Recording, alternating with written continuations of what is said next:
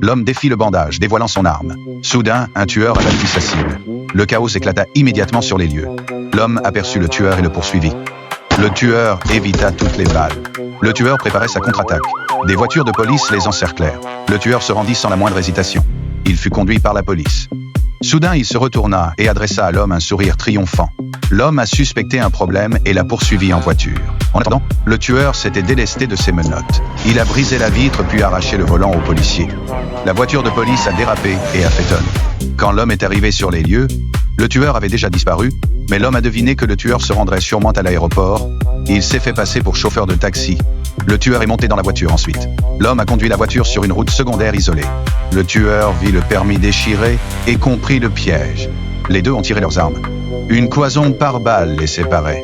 Soudain, le tueur braqua son arme vers le terrain de football voisin. Puis il a visé un joueur pour menacer l'homme, qui n'avait pas d'autre choix que de continuer à conduire. Le tueur a brisé la vitre pour fuir. La voiture de l'homme suivait le bus. Le tueur en a profité pour sauter de la voiture. Leurs actions avaient également attiré une importante présence policière. L'homme a conduit jusqu'au siège de la compagnie de taxi. Il prit ensuite un autre taxi. L'homme est rentré chez lui avec l'intention de retrouver le tueur, mais le tueur l'a retrouvé. L'homme et le tueur ont échangé des tirs.